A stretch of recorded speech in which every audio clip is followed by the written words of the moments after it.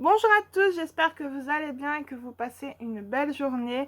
Aujourd'hui, je ne vais pas vous donner mon avis sur une histoire, mais sur deux histoires. Et tout ça dans le livre Les Contes de Noël de Piper Vaux. Je suppose que c'est comme ça qu'on prononce son nom de famille. C'est deux histoires bien différentes pour le coup. Une histoire mi-effrayante, je vais dire ainsi, et l'autre qui est plus dans l'esprit de Noël, dans l'esprit un peu festif. La première histoire que je vais vous raconter, c'est l'histoire de l'elfe qui voulait fuir Noël. C'est l'elfe Garnet qui depuis plusieurs années a fait la rencontre de Wes, un humain qui est orphelin depuis l'enfance.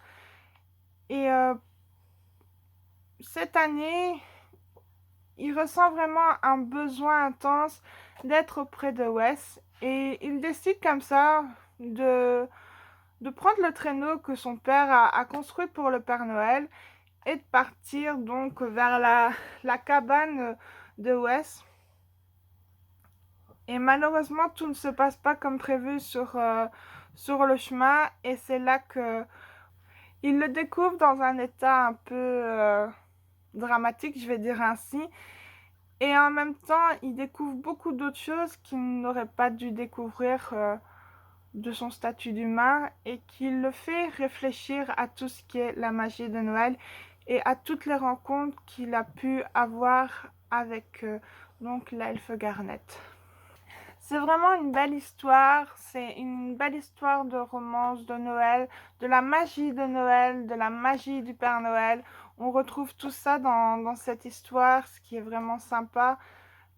On retrouve beaucoup d'émotions, beaucoup de tendresse, on découvre tout un bel univers qu'a créé l'auteur et, on ne peut que s'émerveiller, je vais dire. Moi, j'arrive à beaucoup visualiser les paysages enneigés, tout ce que la nature peut donner, tout ce qu'on pouvait croire, rêver quand on était enfant avec ces hautes montagnes enneigées, les rennes, les chiens de neige. Franchement, c'est tout un univers qu'elle a créé pour cette histoire qui est vraiment beau. J'ai beaucoup aimé aussi les personnages. Il y a Garnet qui est vraiment adorable et très attentionnant envers Wes. Franchement, si j'ai eu un coup de cœur pour ce personnage-là. Le cadeau qu'il lui fait à la fin, sans en dire trop, mais c'est un cadeau magnifique, franchement. J'avais la petite larme à l'œil.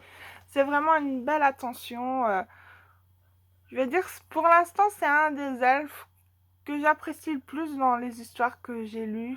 Oui, c'est vraiment un elfe que j'aime vraiment beaucoup, on lui souhaite que le bonheur et on souhaite aussi beaucoup de bonheur à Wes parce que Wes, on voit que il a besoin qu'on lui porte une attention, je vais dire ainsi. Il est seul depuis plusieurs années. Il ne vit que pour ses chiens, pour son boulot. Il fait un peu bourru, mais en même temps, il a un grand cœur. J'ai l'image de lui, c'est un homme assez grand qui paraît fort costaud, mais que dans son cœur, c'est tout mielleux, c'est tout doux. Non, franchement, j'aime beaucoup ces personnages-là, l'ambiance que ça donne avec les chiens, c'est vraiment magnifique. Même si à un certain moment, je me suis dit, qu'est-ce qui va se passer parce que l'auteur arrive à faire un retournement de situation. Mais oui, ça s'inscrit dans les plus belles, les plus beaux contes de Noël que j'ai pu lire. Autant j'ai beaucoup aimé la première histoire, autant j'ai moins aimé l'histoire, donc c'est Joyeux Zombiel. Oui, Zombiel. Euh, Elle est sympa, c'est pas ça, mais je sais pas, je trouve qu'il manquait des trucs. Enfin, je vous expliquerai. Mais voilà, donc c'est comme le nom l'indique, il y a des zombies. Ça raconte l'histoire de Emery qui qui a son travail pour le réveillon de Noël et lui il a un vœu, c'est que voilà le client sexy Ross, ils viennent et qu'ils puissent passer un réveillon tous ensemble, comme ça, mais alors qu'il pensait que son rêve allait se réaliser, ben, c'est là qu'en fait ben, arrive l'apocalypse, je vais dire ainsi.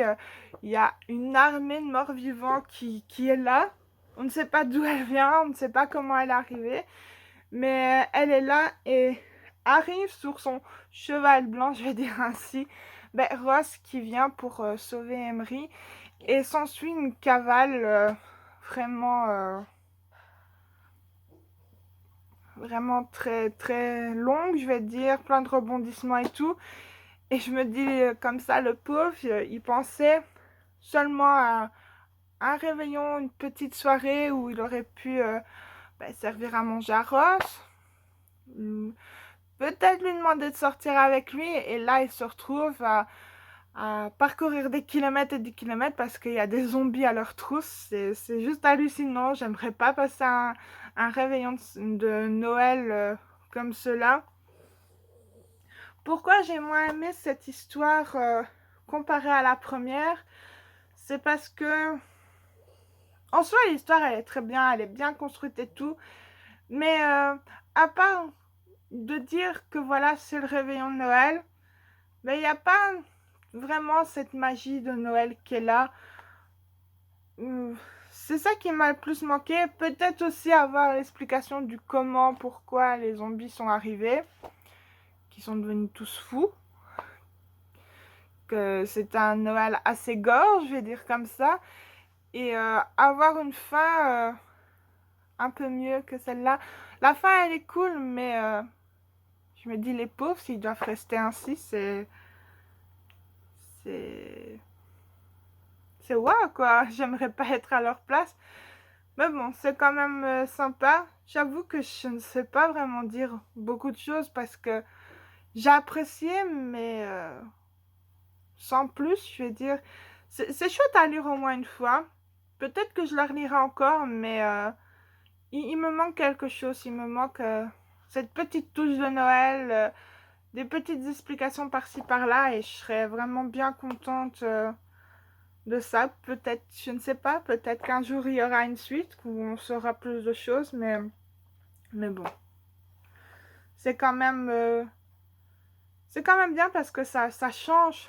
Parce qu'un zombie, enfin des zombies à Noël, what quoi, c'est impressionnant. Enfin impressionnant, c'est étonnant surtout. C'est étonnant surtout de voir ça. Et c'est un concept pas mal, qui pourrait être peut-être mieux amélioré, je vais dire. Être, avoir plus de contenu pour ça. Et je trouve que ça pourrait être encore plus intéressant de ce que j'ai pu lire. Sur ce, je vous dis au revoir, passez une bonne journée, faites attention aux zombies, on ne sait jamais. Et je vous revois demain. Bye!